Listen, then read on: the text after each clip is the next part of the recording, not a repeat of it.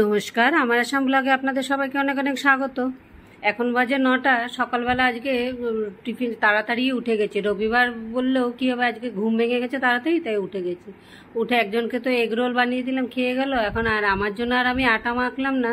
কালকে রাতে উমা এসে খায়নি, রুটি 3টে ছিল, ওগুলোকে ভেজে আমি এগ রোলের মতো বানিয়ে নিয়ে আমি খেয়ে ফেললাম। তা এখন বাজে দেখুন 10টা, কিরকম রোদ বাইরের দিকে।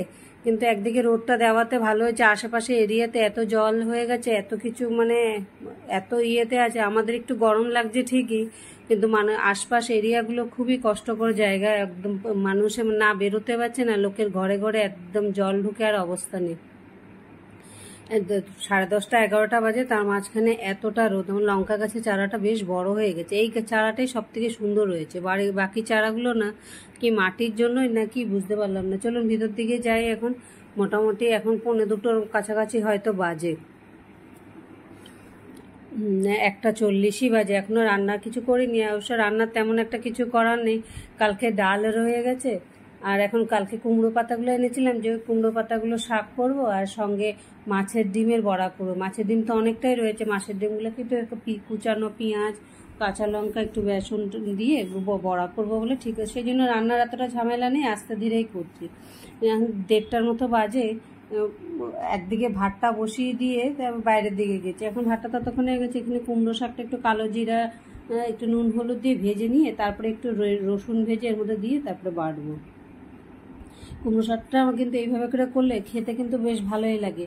আর আমি শাক পাতা খুব কম আনা হয়, কারণ আমি এত এনে সঙ্গে সঙ্গে বাঁচতেও পারি না, আর আমার ঘরে বেঁচে দেওয়ারও কেউ নাই, আর এগুলোর জন্য সেই জন্য আনিও কম।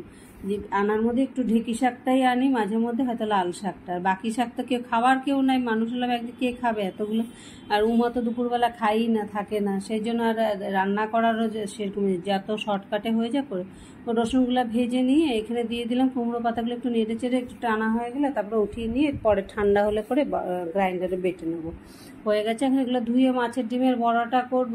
মোটামুটি বেশিক্ষণ তো আর লাগেনি, সেখানে রান্নার আমার কাছে না। তবে তরকারিগুলো একটু গরম করে নিয়েছি বাসি, নিয়ে এখন বানিয়ে নিয়ে খেতে বসে গেছি। একটু কাঁচা টমেটো কেটে নিয়েছি, নুন আর কাঁচা লঙ্কা নিয়ে নিয়েছি, কারণ মাছের ডিমের বড়া আছে যখন। আর ডালটা না থাকলেও তো কোনো ব্যাপার ছিল না, গরম ভাতে ঘি দিয়ে কিন্তু এই বড়াগুলো খেতে কিন্তু বেশ ভালো লাগে। সেই জন্য এরকম করে আজ বড়াগুলো বেশ দারুণ হয়েছে, খেতে মুচমুচে হয়েছে। কাঁচা শশা নেই দেখি জন্য টমেটো কেটে নিয়েছি একটা, নিয়ে কাঁচা লঙ্কা নুন দিয়ে মাছের ডিমের বড়াগুলো, আর এখানে কালকে ডাল নিয়ে খেতে বসে গেলাম। আজকে রবিবার দিনটা এইভাবেই পার করলাম সারাটা দিন। এখন বাজে বিকাল মোটামুটি 5:30টার কাছাকাছি। তাও না ভাবছিলাম একটু বাইরের দিকে যাব, কিন্তু কিছু কাজ আছে সেজন্য বেরোনো। হাওয়াতে দেখুন সোফার ঢাকনা সমস্ত পড়ে কি অবস্থা।